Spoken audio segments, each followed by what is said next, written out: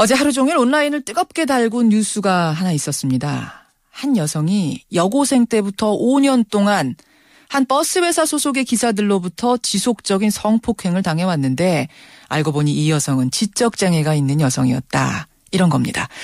장애인을 상대로 한 성폭력 사건 잊을만 하면 벌어지는데요. 도대체 이 여성은 그 오랜 시간 동안 왜 아무에게도 말하지 못한 건지. 자, 이 지적장애 여성을 돕고 있는 분 연결해보죠. 지적장애인 성폭행대책위원회 강경남 집행위원장 연결이 돼 있습니다. 강 위원장님 안녕하세요. 네, 안녕하세요. 그러니까 어느 지역에서 언제부터 언제까지 있었던 일입니까? 안성 지역에서 지난 5년 동안 일어났던 사건이었습니다. 경기도 안성에서. 네네. 제가 앞에 간략하게 설명은 했습니다만 이 사건의 전말을 좀 자세하게 알려주시죠. 안성에는 운수회사가 딱 한 곳밖에 없어요. 예. 그 버스가 이제 안성 전 지역을 돌아다니면서 이제 사람들을 세우고 다니는데요. 예. 그 여성이 살고 있는 동네에 또 그 버스가 하루에 한 3번 정도 운행을 하면서 그 친구가 학교를 다니고 일상생활을 했던 그런 상황이었고요. 예. 그 운수회사에는 한 100명 정도의 기사분들이 계시는데 예. 그 노선으로 다니시는 분이 좀 있었어요. 아하. 차에서 내리거나 예. 이렇게 좀 학교에서 학교하고 집에 가기 위해서 이제 버스를 기다리면 그 기사가 내려주고 얼굴을 익히고 버스를 타면서 얼굴을 익혔던 것을 그렇게 비번인 날 예. 자기 승용차로 그 피해 여성을 집에 데려다 주겠다. 이렇게 하면서 이제 좀 했던 것으로 알고 있습니다. 버스 탈 때 그러니까 얼굴을 익혀놨다가 뭐 인사하고 주고받고 할 수 있죠. 버스 기사님들하고. 예. 자기가 근무가 없는 날 그 여성이 버스 내리는 그 정류장에서 기다렸다가 승용차에 태우고 가서 성폭행을 저질렀다. 네네. 예. 근데 지금 한 명의 기사가 아니라 총 4명이 경찰 조사를 받고 있더라고요. 예, 맞습니다. 어떻게 4명이 된 겁니까?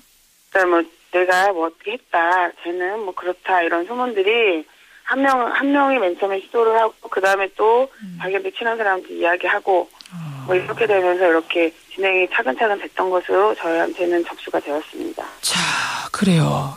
그 여고생이 지적 장애라고 하던데 그러니까 어느 정도나 심한 장애입니까? 대충 10세에서 13세 수준으로 초등학교 수준 정도 될 것 같습니다. 초등학생 10세에서 13세 수준의 지적장애. 예. 근데 겉으로 볼 때는 크게 안 느껴지나요? 그 가해자들을 저희가 만났고요. 주변 사람들을 만났을 때 이야기를 좀 해보면 좀 다르구나라고 좀 알고 있고 실제로 이렇게 생활하는 데에는 그렇게 큰 불편은 없었던 것으로 알고 있습니다. 그러니까 일반 학교에 혼자 버스 타고 통학을 했던 거예요.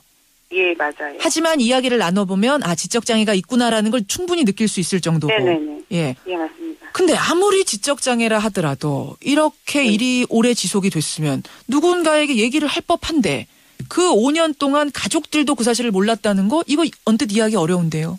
가해자들 대부분이 50대 이상이고요. 가정생활을 하고 있고 그 나이 또래의 자식들이 있었어요. 그리고 그 피해 여성한테 말하면 소문내겠다. 그리고 가만두지 않겠다 이런 식의 언어적인 협박을 했기 때문에 이것이 가능했고요.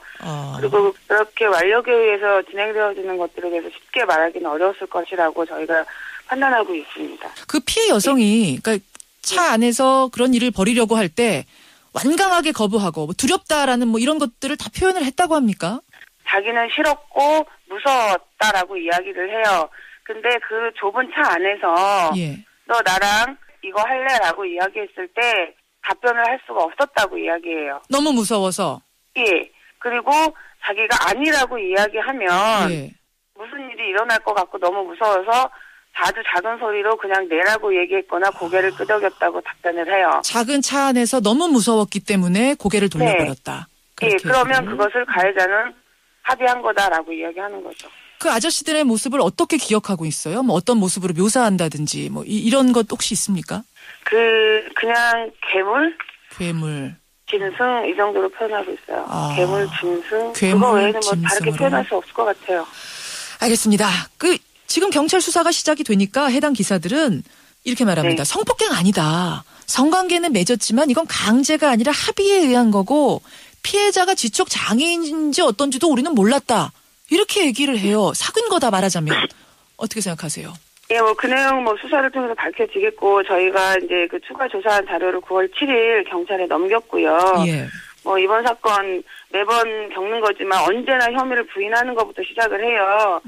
그리고 저희하고 조사 그 상담 과정에서 가해자 한 분은 이미 그 내용을 인지하고 있었던 것으로 판단되어지고요. 지적 장애라는 것도 확실히 인지하고 있었고. 예, 인지하고 있었고요. 예. 대부분 지적 장애인에 대한 이 가해자들이 하는 이야기들 중에 보면 예. 상호 동의다라고 이야기해요. 예. 근데 그 장애 특성의 문제가 자신에 대한 권리를 타인에게 쉽게 넘겨주는 경향들이 굉장히 많아요. 그렇죠. 그렇기 때문에 자신들이 유리하다고 해서 왜곡해서 그것을 동의라고 이야기하는 것 아하. 자체가 저희는 문제라고 생각을 합니다. 예. 지금 이 피해 여성 나이가 23이네요. 네. 어떻게 지내고 있습니까? 많이 안 좋은 상태인 거는 분명하고요.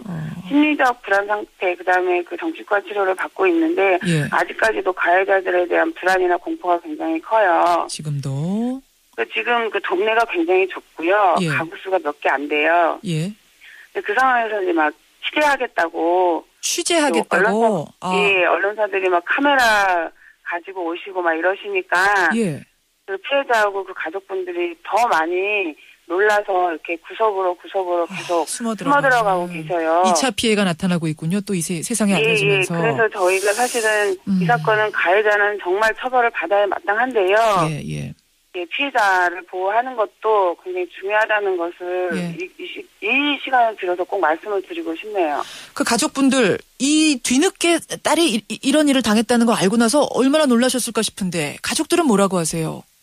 저희가 만나봤을 때 매우 좀 흥분 상태셨고요.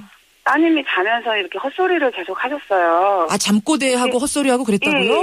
예, 뭐 죽고 싶다고 하면서 자꾸 뛰쳐나가고 울고. 예. 이런 사건이면서 이제 아버님이 무슨 일이냐라고 물어보면서 이 사건이 이제 아버님이 알게 된 사건이고요. 그렇군요. 잠꼬대하고 뭐 이런 딸 보면서 네네. 이상하다는 생각은 하셨고 부모들도 지금 굉장히 분노하고 계시고요. 예. 알겠습니다. 참 잊을만 하면 이런 일이 계속 터지는데 이 지적장애인을 대상으로 한 성범죄 당장 할 수 있는 건 뭘까요? 작년 13년도에 보면 그 장애인 성폭행 유형을 좀 저희가 살펴봤는데요. 예. 그 100% 1673명 중에서 지적장애가 73%를 차지하고 있어요. 1227명으로.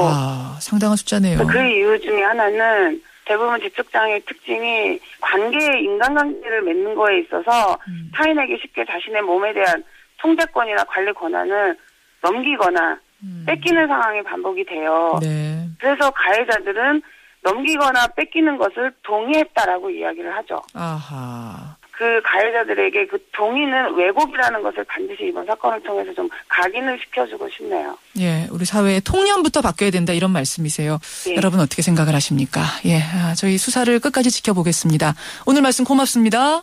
네, 감사합니다. 예, 지적장애인 성폭행대책위원회 강경남 집행위원장이었습니다.